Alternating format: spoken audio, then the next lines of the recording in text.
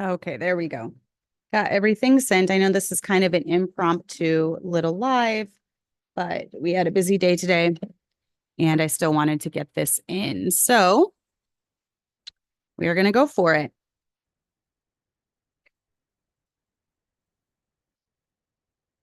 All right. Hi, Jay Hildebrand.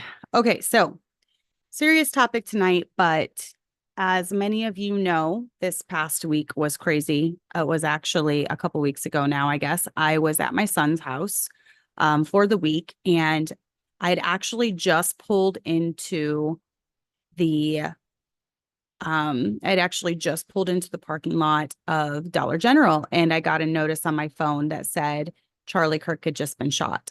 And I was horrified, first of all. And of course, like many Americans, like many people in our country, we were just hoping for the best, right? But the instant I heard that there was the video on Twitter, obviously we have cameras everywhere, people are going to pick this up. So the instant I saw the video, I knew there was no way that was even possible to survive. And I just felt horrified and sick the entire day. Now, I'm going to say I am not like this. Even before all this, I had listened to some of Charlie Kirk's things that had come up, and I appreciated, first of all, and I'll talk about it more, his ability to engage with people, to talk with people, even if they disagreed with him, the way he treated them, and different things like that. I had seen and I had appreciated his stance on abortion. I had listened to a couple debates that he had done on abortion, and I thought he was very good at debating his cause. And I had also heard that he was starting to change people's minds when it came to abortion. When does life start? Is a fetus a baby? When do you consider a baby a person? When do you consider a baby a baby?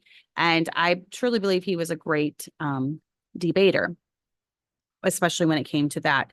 Now, I'm not going to say that I was like this huge Charlie Kirk enthusiast. I just liked him. I liked what he stood for. Obviously, I think he was wrong on a few things, specifically with the issue of Israel and the genocide that's been going on.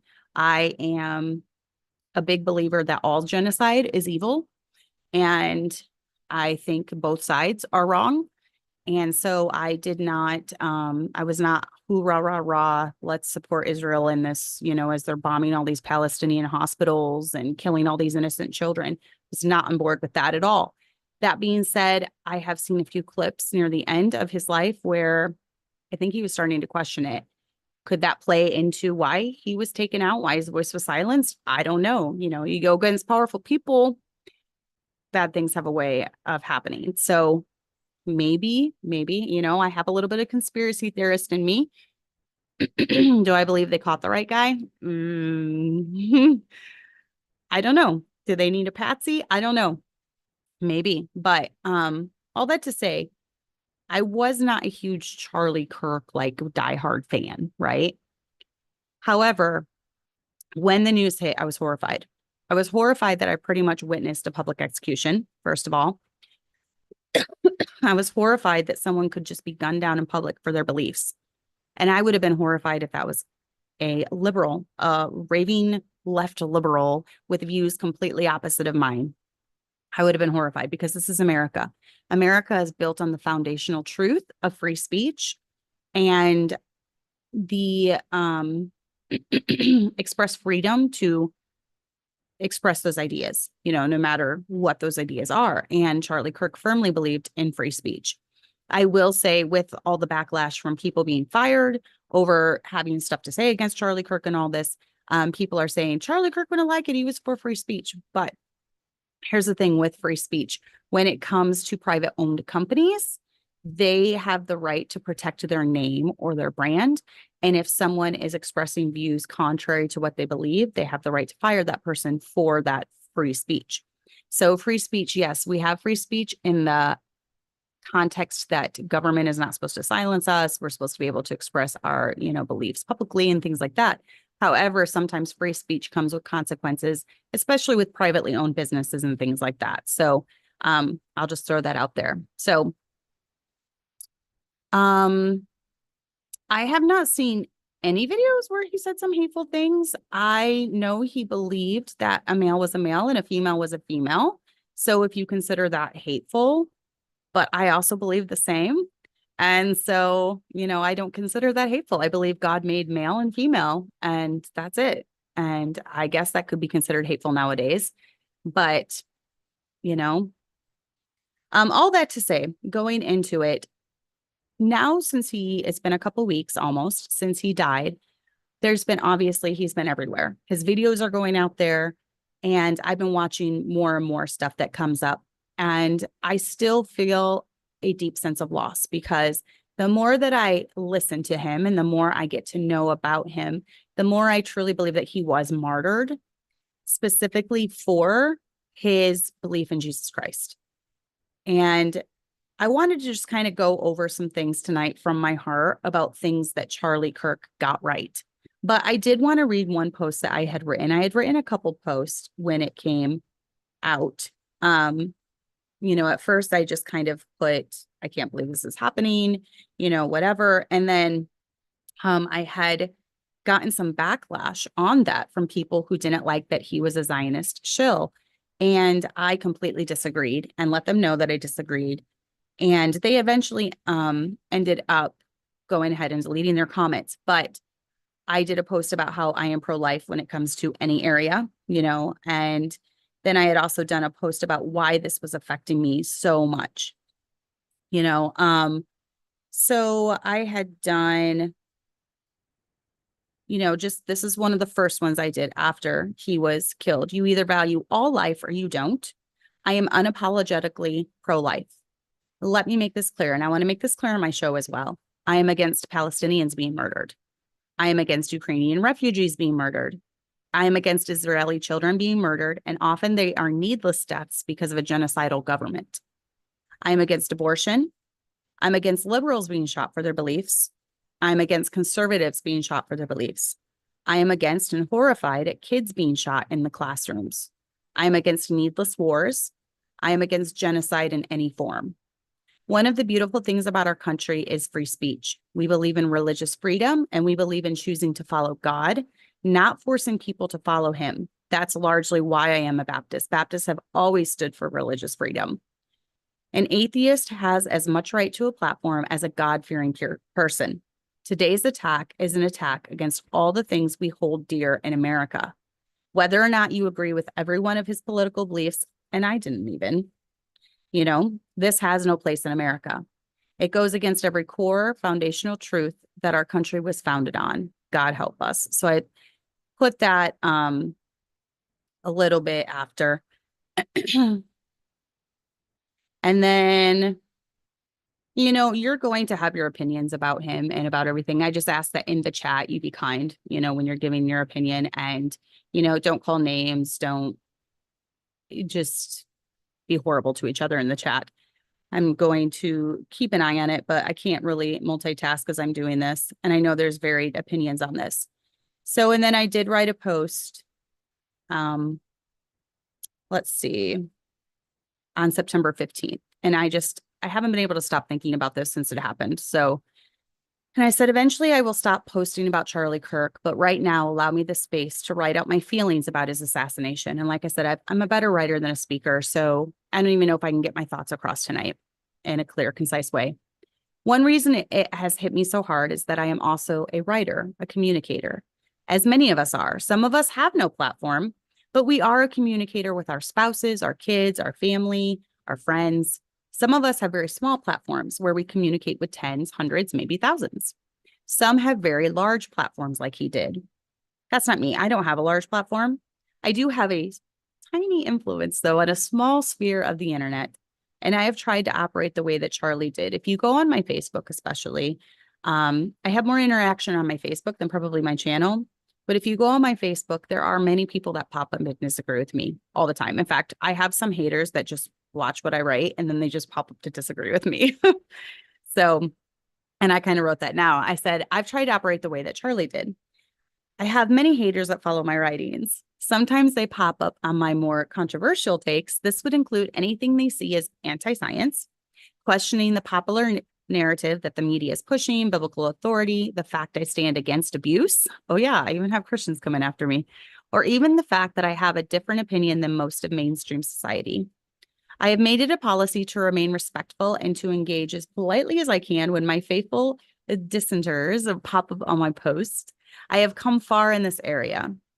It's only through the Spirit working through me that I am able to accomplish this because some people can be downright nasty. I don't like echo chambers. It's very, very, very rare that I will delete a comment. I have before, but it's rare. I'll even let someone call me an ugly, big-nosed, crazy-haired loon. I'll leave it up because I believe it shows their heart and what's in it. I have zero respect for men who pretend to be brave and be standing against the crowd, but they delete any comment from someone who disagrees with them. I do have respect for men and women alike who will engage with me, even if they have a different point of view, and especially men who don't tell me to go make a sandwich. Because women are supposed to be making sandwiches 24/7 and can never voice their opinions, apparently. I believe in being kind and treating others with respect, even if we disagree, because they are also made in the image of God. Maybe, just maybe, I will be the one who makes them think. All of you knew my stance during the crazy year of 2020. I stayed true to what I believed, even when it wasn't popular, even among certain circles of Baptists. I was mocked, made fun of, talked about, laughed at. I had many memes made against me during that time era. But you know what? I had several people after that year who reached out to me privately. They told me that through my writings, I had presented a different view to them, and eventually they changed their heart and mind regarding the policies of that year. If I had mocked them when we had dialogue, I doubt they would have even thought twice about my beliefs or opinions. I know because of my very outspoken personality, I scare some. Even the way I walk scares some. They say I look like a woman on a mission. I promise you I'm not scary. I will remain respectful and listen to what you have to say. Sometimes it shows me a side of things I hadn't thought about. I'm very passionate about my beliefs and opinions, but I won't bulldoze you and call you names. I care very deeply about relationships in life, and I care about open dialogue. We need to see things from others' point of view. We need people to challenge us. We need to know why we believe what we believe. We need to rise to a challenge even when insults are being hurled our way and not shrink back in fear. Charlie did that, and I respected that about him. I, for one, am very sad that he's no longer around to be an example for all of us, especially in the area of encouraging open dialogue while remaining respectful. It's very sobering and unsettling that he was gunned down for doing what I tried to do, communicate my sometimes unpopular beliefs in a respectful manner. This last week proved that our America is changing, and unless we as people do better, it's going to continue to get worse and worse. I know I, for one, don't want to stop any type of open discussion, even with those who don't agree with me. And you'll see it. I try to live that. Go on my Facebook posts. I have many people who disagree with me. I don't call them retarded, which is offensive anyways, but I don't call them stupid, idiot, whatever. I don't call them that. I try to see things from their point of view, and I try to engage in open dialogue and, maybe think about where they're coming from. See if there's any merit to what they're saying. We might vehemently disagree at the end of the day, but we disagree. We don't need to call each other names or insults or whatever. So anyways, that's what I wrote about that. But back to what I do think Charlie Kirk got right. Number one, I do believe he had the gospel right. Everything that I've heard him talk about when it comes to salvation, the gospel, he tells the gospel in a nutshell. He clearly points to Christ. He clearly points to Christ, people to Christ, and says, it's not works. It's not being good that gets you to heaven. It's only because of Christ's sacrifice on the cross. And if any of you watch my show, I hope that that's one thing that I always point you to is Jesus. I want you to be a light for the Lord. I want you to know that it's not works that gets you to heaven. Even though I try to live a holy and separated life, none of that for 1 second has earned me any spot in heaven. It's because at the age of 4.5, I had heard the gospel. I heard that Jesus came and lived a perfect life. And the only person alive who had ever accomplished that, he was God in human form. And he came, lived a perfect life. He died. He suffered our death and our punishment on the cross. And he rose again victorious. And those who put all of their faith and trust and believe on him and accept that free gift of salvation, that's all it takes. It's not any work we've done. It's not, 1 minute of our life, that we've given to the Lord, or, it's not earned. It's a free gift. And John 3:16 is the gospel in a nutshell, right? For God so loved the world that he gave his only begotten son, that whosoever believeth on him should perish and have everlasting life. It's not for whosoever does good works or whosoever is good enough, because there's none good enough. The Bible talks about there's none good.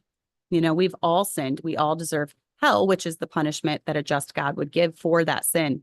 So I do believe that Charlie pointed people to Christ. And I have never in my life, I did not get a chance to watch all of the memorial. It was very long. I can only take so much. I do feel things very deeply, and I don't like crying, and I don't like being emotional. So it's very hard for me to sit and watch anything pertaining to his death, because it's like a punch in the gut for me. So I haven't watched it all. I think I've heard Trump was a little over the top. I'm not the biggest Trump fan either. Sorry to all you Fox News Baptists out there, but I feel like he turned this into like a political platform type thing. So I kind of wish they would have like left him. I know it gave like it was more weighty because the president was there, but I kind of wish they would have just left him out of it personally. But I have a hard time. I disagree that she is happy. I don't see happiness in Erica Kirk. I think she's trying to fake and performative, you call it. I think she's probably just trying to cope and muddle through this, because I do believe that her and Charlie loved each other. You can see it, the way they looked at each other, the way they interacted, the way they talked about each other. I truly believe they loved each other. I think she's functioning on adrenaline and shock right now, and it's going to take a while for it to really hit. And so I do agree that all of it is very fishy. I think it's there's more to it than we'll ever know. I don't think we'll ever truly know the full story. I do believe that he is dead, though, and people wanted him dead. And we saw it on live TV. We saw it happen. And there's no way that someone could survive what happened. And I do mourn that, because I've listened to so much more since it happened, and he had a lot of the same values that I have. And he was trying to find truth and dig for truth, and he wanted to know truth. And I truly believe that about him. I also truly believe that he was saved because of the things that he has said about Jesus. He put all his faith and trust in Jesus, and he always pointed to Jesus. I do believe that his priorities were right and they were correct. I loved one of my favorite quotes that he did was get married young and have more kids than you can afford, because that's what I did. I got married young at 20. We've had more kids than we could afford. We are still, paying for those kids because we got a 4-year-old. So we have lived that in principle. And I agree. It's such a full, happy life when you do that. And there's no joy or happiness like seeing your adult kids, doing right and being successful, and then the grandkids that start coming along. So I do like that bit of advice. I think he prioritized his wife and his relationship with his wife, his kids. I had heard that one day a week they put up their phones. They weren't even on their phones. They spent it as a family. They called it a Sabbath. They spent it as a family. I agree with that. I like that. I think that was high. His family was high on his priority list. So I think he also prioritized relationships in his life. He liked relationships, and being a person that these are all very core foundational things to me as a person. That's why I liked him. That's why I feel a connection with him, I guess, because I have all of these same beliefs too. His manner of life, I think he was right in his manner of life. And that he was becoming such a strong voice, and they've been able to take down people in the past because of morality issues. Maybe they found out they weren't who they were saying they were. They found out that there was adultery or embezzlement or some kind of immorality, right, in that person's life. Well, I firmly believe that he was who he said he was. I believe he loved Christ. I believed, first and foremost, on almost every function he was at, he tried giving the gospel in some shape or form. I also believe he loved his family and he was dedicated to his wife. I've heard that he was pure when he got married. Um, if so, that shows a tremendous amount of restraint and godliness, and just determination to be able to marry pure, especially in today's day and world that we live in. So I believe that he was a very hard worker. I mean, from the time he was like 18, he was out there, just plugging away, trying to get do you remember how he started? He started with this tiny little tent, changed my mind. And there wasn't lines then. There weren't huge crowds then. He started out so small and he just put in the time and the effort and just he had a vision and he wanted to see that happen. He didn't drink. He often told people that successful people don't drink. And I agree with that. And I really respected that about him. He said, I don't drink. Donald Trump doesn't drink. And successful, smart men know that alcohol can numb the senses and that it makes them a lesser man than what they can be. And I really respected that about him.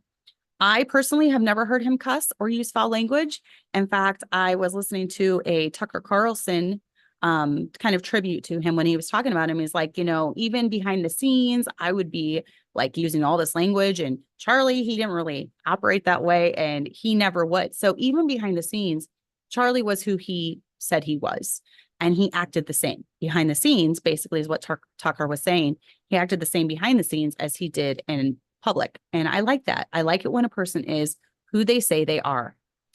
So I really believe that they could not find anything on the moral grounds to, expose him with, to threaten him with. And that's another thing. I have heard that he walked away from some deals here recently because he didn't believe in what they were trying to push. And he walked away from the money, a lot of money. And that shows that he's a man of character. So I like that about him. I believe he was a man of integrity and a man of character. And I believe they had nothing on him. And that's why they needed him assassinated. So I really appreciated the way he carried himself as an individual, as a person, as a human being. It's very obvious to see he was kind to even those he disagreed with. That's why he could have. Now, I will say he was very good at keeping his cool, even when he had insults hurled his way, when he had derogatory things said about him. He was very good at keeping his cool.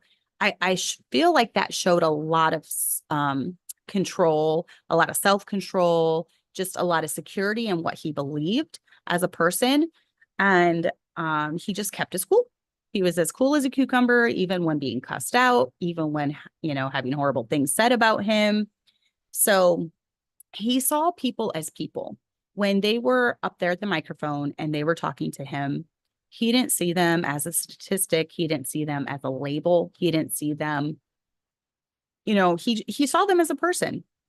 And this is what he tried to get across too. Jesus loves you. God loves you. We want better for you. Just believe on Jesus and you'll live a full, happy life, and he was always trying to get that across to people. So, and then I love that he didn't compromise his beliefs. And I think that was what proved a problem near the end of his life, was that he was starting to question things that he saw going on. Maybe when it came to terms of different things happening across the world, genocide and different things like that. He even said 2 days before he was shot, can we just ask the questions? Can we ask these questions? Is everything as it is everything is as it appears to be? Can we just talk? Can we ask questions? And that's what he was always trying to do. He's always trying to get that out there. Can we just talk? Can we ask questions? My husband and I have always operated on this. He has a prophecy channel and he has many guests on whom he does not even agree with. He does not agree with, but he's always been very cordial. He's never once had a dumpster fire yet, as he likes to call them, because he has determined that he's going to be a gentleman, even to people who disagree with him. And he's received a lot of flack for this. He's been called a compromiser, just for having a discussion with someone who disagrees with him, maybe a lot, maybe slightly, on some subject. He's been criticized for having debates with people, But one thing he's always tried to do is try to keep the open dialogue. We need to talk about things. We need to talk about areas where we disagree. Maybe there's some area that he hasn't thought about that he can polish up. And, I believe Charlie was the same way. So, and I love that he didn't compromise his beliefs. And like I said, I think this might have played into why he was taken out near the end, was because he had decided he wasn't going to compromise what he believed. So, one of the people that he was Aquarius, I don't know how to say her name, but there was actually a Black individual. I don't know if that was his name, but he had been going back and forth for a couple days with him. And unbeknownst to this other person, he's from CNN. I don't know what his name is, but unbeknownst to this other person, Charlie had messaged him and he said, listen, can we get together and talk? I will be kind, or not, he didn't say it in that words, but he said, let's disagree agreeably and be gentlemen, basically was the gist of it. And this other individual had not seen it until the day that Charlie was shot, I believe, or the day after. His staff told him he tried reaching out to you, like he tried getting a hold of you. And this individual was so impressed because he said, that's the one that you shot, the one that was willing to have a conversation with me about areas that we disagreed in. And I agree with that because Charlie was the one who was willing to have a conversation. There are a lot of people who hide behind microphones and they will not talk to you about things face to face. There's a lot of preachers even who do this, who hide behind pulpits. They won't have a decent conversation face to face, or, at least over microphones, through internet, but they'll get up and they'll beat their chest and their echo chambers where they get all the amens. And there's a lot of men like that who podcast and different things like that. News people, they'll get up behind a TV screen, but they won't ever talk face to face. So this other individual, whatever his name was, he was actually very impressed and he publicly said something about it. So like I said, I have not seen everything. I'm sure there's something I don't agree with. There's something I don't agree with myself sometimes. I have problems with myself sometimes. So we're never going to 100% agree with someone. That does not negate the good things that they've done, though. There can be someone who says mainly good things, and they have something that's off that I don't agree with. That doesn't mean that everything they do now is evil or corrupt or bad, whatever. And it for sure doesn't mean that they deserve to be publicly executed in front of thousands of people. So I appreciated with Charlie the way that he communicated. Yes. And I heard a debate, not a debate, but someone said something to him about how he brings up race. And Charlie said, no, I'm talking about critical race theory. He's like, I'm trying to debunk that. And someone's like, see, you said the word race. And he's like, because I'm talking against critical race theory, or something along those lines. I'm not going to quote it exactly right. But he was against all forms of criminal activity, I believe. So another thing I appreciate about him, and I think he did this right, was the way that he communicated with people. He wasn't afraid of hard conversations. He encouraged hard conversations, and he always said, when people stop talking, violence happens. Now, unfortunately, he kept talking and it got him killed. And I firmly do believe that there was a protocol in place because he knew he was in danger. In fact, someone asked him if he was going to ever run for president. And he said, oh, no. He's like, I'm telling you right now, things are going to get bad. And bad things are going to happen. And he's like, and maybe 20 years from now, we can laugh about this and nothing's happened. But I'm pretty sure he knew that he was taking a risk with his life by holding the stands that he held. And he had courage. And I applaud that. I wish more men would have courage as well. He believed in it enough to realize that he might eventually lose his life over it. So yeah, I believe that's what he said too. She said, I believe he wanted a colorblind society. He wanted to get rid of race and said it was a societal construct. Yes, I haven't listened to enough of him. Like I said, I wasn't like a diehard Charlie fan. It's only I'm seeing a lot of stuff now as it's coming up because it's all over. He always said when people stop talking, violence happens. And he didn't want to live in an echo chamber. And neither do I. Echo chambers are boring. Echo chambers are not interesting. I want to hear different opinions. I want to hear different beliefs. I want to interact with people that are differently from me. Many of my Baptist friends will disagree, but I have friends from across the world that are not saved, that aren't Christians, that some of them are atheists, and they don't see things the same way that I do. But we talk about life and things in general. And I hope that I can be a good testimony of what I believe a Christian should be. I don't think we need to cut off. We live in the world, but we're not of the world. So but we also need to be a light. And how can we be a light if we hide that little light under a bushel and we never interact with anyone of the world, anyone that's not exactly like us? I believe us as Christians, we need to engage in other people's lives that aren't exactly like us, that aren't Baptists, that don't see things eye to eye with us. We need to get to know where their thinking's coming from. Why are you thinking this?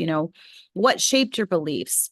What can I do to help you show that, all Christians aren't this way, or, whatever it may be. So I don't want to live in an echo chamber personally, and I don't think Charlie did either. So why was he a threat? And I've kind of already said this, but I believe he was a threat because he was winning over the next generation. Kids were listening. This generation was listening. This generation has not had a conservative try to reach them. They're used to like old white guys like Trump, right? And old arrogant white guys, I'm going to say. I didn't sense any arrogancy in Charlie. I believe he was a very humble person. First off, he never pointed to his accomplishments. He always pointed people to Christ. He believed in a creator, which is why he believed in the importance of life. And that's why he believed that, as many Christians do, that life begins, that little spark of life begins when sperm meets egg.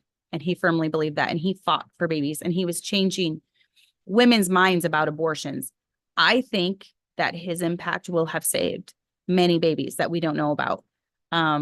Maybe not until we get into eternity and we see that, his influence changed women's minds about abortion.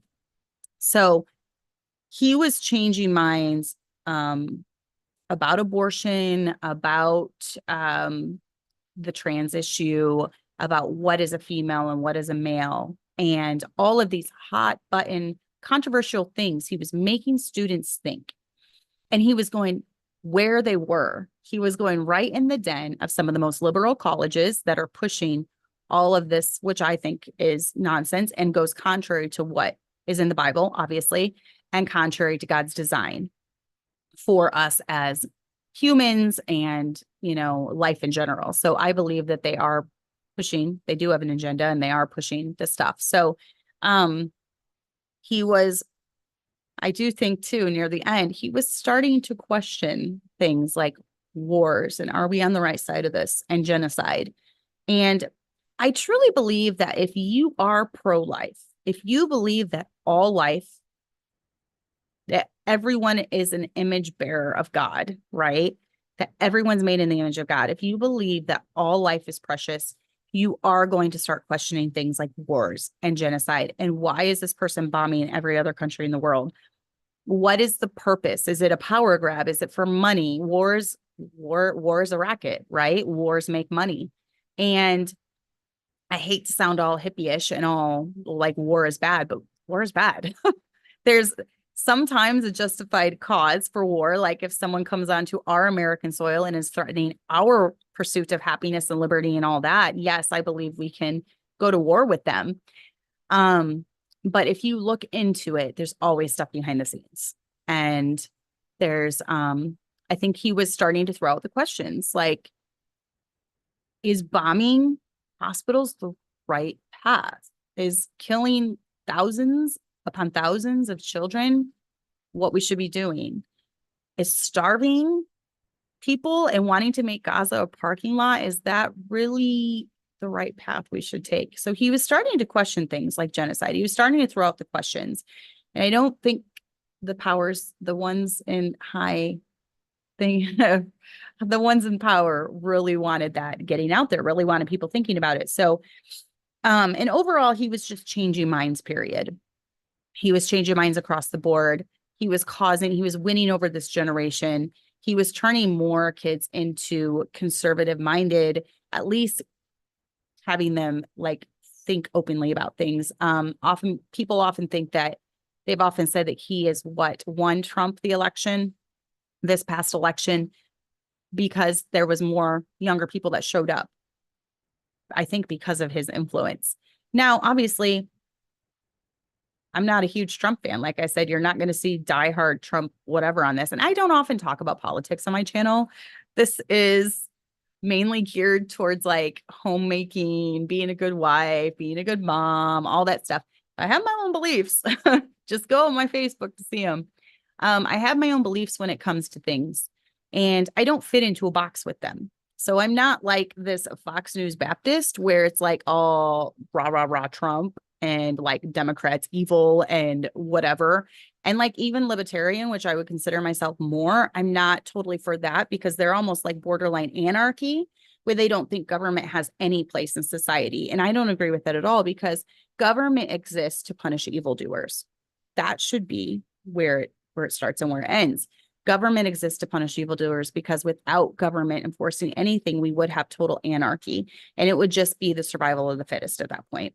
So I don't believe in being allowed to do things that hurt other people, which is why government has their place in order to keep chaos out of society, right? That's their function.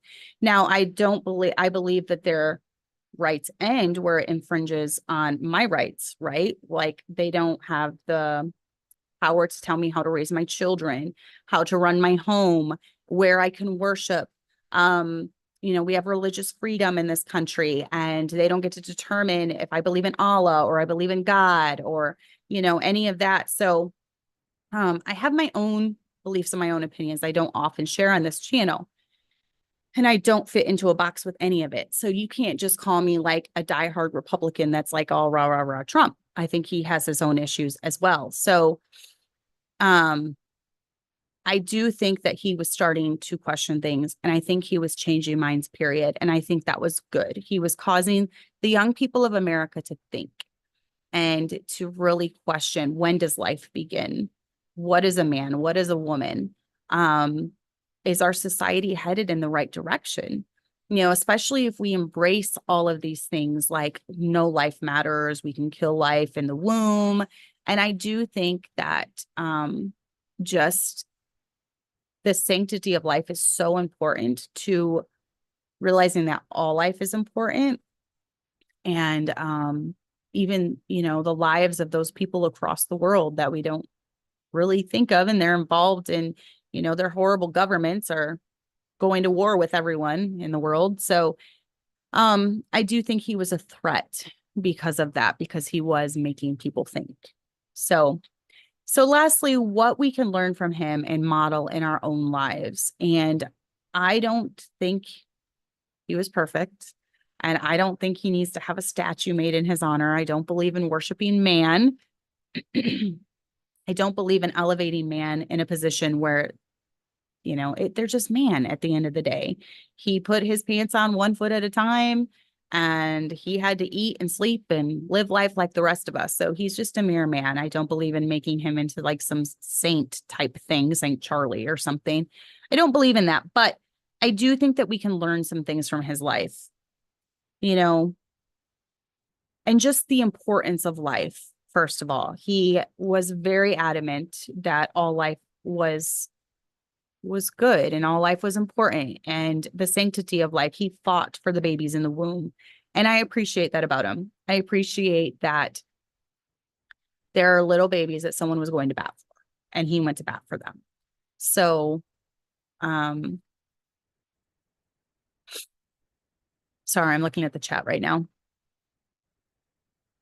Yeah, I agree. I think Charlie knew he was on thin ice in some areas. And I do think that they had a plan in place should this happen. So, but I think he realized the importance of communication. And I think in today's world, we have lost the art of communicating. We have lost the art of someone being able to disagree with us. We have lost the art of having hard conversations. We have lost the art of just remaining agreeable while disagreeing. We've lost that art. We take everything personal. We see everything as an attack. We can never be straightened out on anything. We're so sensitive. And I think we have lost the art of communicating. He realized the importance of relationships in his own personal life. He realized the importance of the relationship with Jesus Christ. He realized that all glory goes to God. He realized the importance of getting the message out of Jesus and his sacrifice for us. And I appreciate that. He realized the importance of the relationship with his wife and the relationship with his kids. And Erica, on the one speech that she gave, she said one of his favorite verses was the verse about husbands loving your wives. And he asked her every day, how can I love you better? So he had his priorities in the right place. And, I hear all this talk about how he was so anti-women. No, he just realized the importance of women. He realized, and he said college was a scam. Yes, which I kind of agree. He said college was a scam, but for both genders, not just women or men. He married a very intelligent, articulate woman. He married a woman who had been to college, who was older than him. He married a woman who had many successes in her life before she met him. She was like Miss whatever it was. I don't know what state she was from, but she had some beauty pageant or something. She had gone to college. She had degrees. She had her own, she was an entrepreneur. She had her own business going, her own nonprofit business. She was very smart. She was very articulate, and she was a very beautiful woman. And he went after her. He knew what he wanted. And they were great partners, great friends, great partners. And for all the talk about how he was so against women and against education, he married a very smart woman who had education. So, I don't believe he was anti-woman. He knew the importance of a mom in the home. He knew the importance of and realized that being a stay-at-home mom is a job.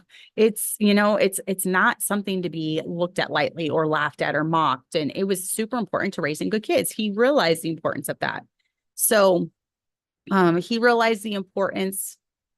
Miss USA or Miss Arizona. Yeah, I think that's it. So he realized the importance of not living in an echo chamber, which I appreciate that very much about him. And he was so good for young men in this generation, because young men in this generation, their dads have kind of just dropped the ball. And he kind of became like this father figure, I think, for a lot of young men. And he would give them a good kick in the pants. He would say, get off the porn. And I watched one where he was talking with OnlyFans. I could tell he was very uncomfortable in that setting, but he was still very respectful to them and very kind while disagreeing with them. And he told them, you are worth so much more than this. You are special in God's eyes. He wants more for you than this, than being seen as just this object. And he did say in there that he had been involved in pornography at one time, but he had given it up. He had kicked the habit, which I think is admirable. And I think it's admirable that he was open about the struggles that he had had too. But he would tell young men all the time, get rid of the porn, get a good job. I know he was into like the trades. He really pushed the trades, get married young, find a wife, have more kids than you could afford. He really pushed that. And I think that's great advice for young men. And, both my boys have followed that advice because it was advice basically their dad gave them.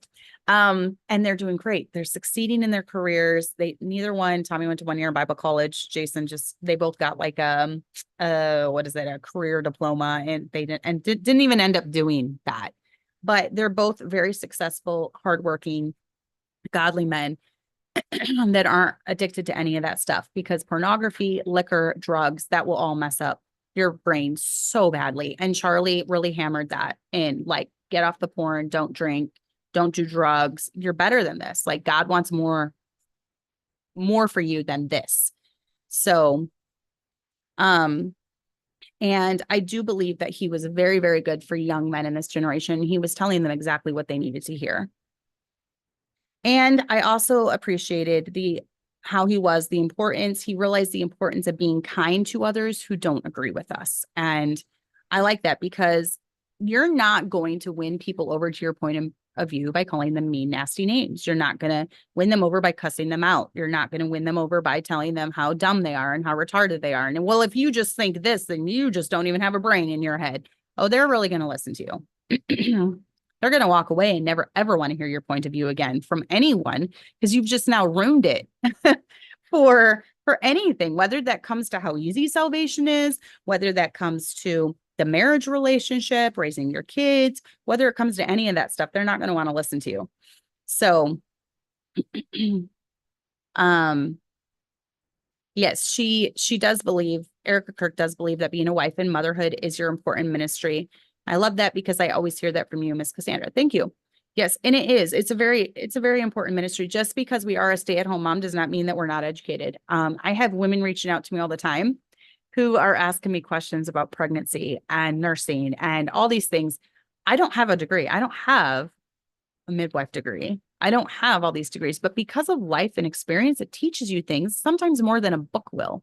And I'll often give them advice or tell them things that their doctor never told them, and it works. It works for them.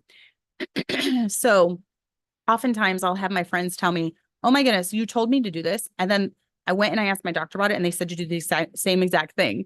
And I'm like, it's just experience, sometimes experience teaches us more than a book can. So, being a stay-at-home mom, I truly believe, and a good wife is the most important thing that we can do as women. It's what we are made for.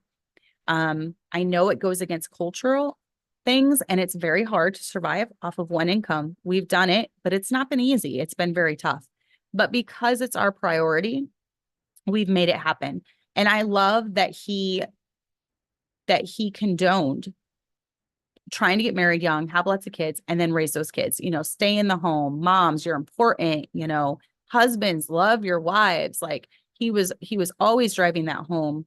And I do believe that he lived it. So like I said, I don't think they had anything on him morally that they could even use against him to bring him down. I think he was a stand-up fellow that loved the Lord, loved his wife, loved his children, and he lived what he believed and he didn't compromise. He didn't back down.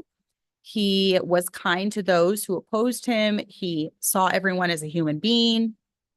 And I will miss that about him. And I don't think there will ever be another Charlie Kirk. There will be people that come along that try to take his place. Please not Ben Shapiro. I have my own thoughts about that. But I heard Ben Shapiro talk one time about Jesus, my Jesus. And I said, I'm never listening to this man again because it was terrible, the things he was saying about my Lord, my Jesus. So I said, no, not doing it. And he does not promote Christ. He thinks he was just a common criminal. He does not even think he's a prophet, I don't believe, but he does not promote Christ in any way or form, any way, shape, or form. So he cannot, there's no possible way he could ever even take Charlie's place, ever. They need to get a Christian first and foremost that will promote Jesus Christ. And I will say, I did see part of the memorial where they were giving the gospel and it was spot on. So I am glad that Christ was proclaimed and I am glad that Jesus was proclaimed. And they even did some type of like altar call thing. So there might have been thousands of people saved by watching this, by hearing the name of Jesus Christ proclaimed, by hearing the gospel in a nutshell. There might have been people saved, and I hope there were. And I hope Charlie will see them in heaven someday. And I think his impact will go on for eternity. People often try to silence people by killing them, but it usually backfires. That person's legacy usually continues on in a bigger and better way when they've been martyred for what they believe. So I do think he was martyred for what he believed. I do believe he was saved just as more and more comes out. The way that they preached Jesus at his memorial service, I really appreciated that. And like I said, there's going to be things I don't agree with.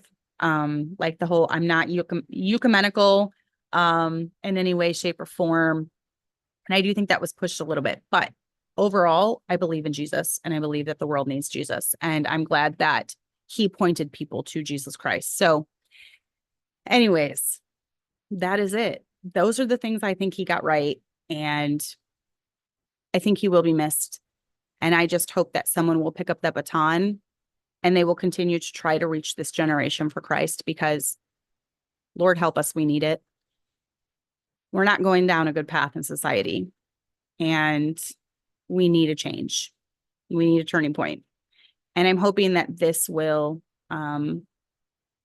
be some of the change that we need, and we can win over this next generation, but especially for Christ and for families and for future generations. So agree or disagree with me. Those are my thoughts. So I hope you enjoyed this. Leave your thoughts below. I don't even care if you disagree with me. Leave your thoughts below. I want to hear them. And I will not delete unless they are just like celebrating his death, or because I don't think we should celebrate anyone's death.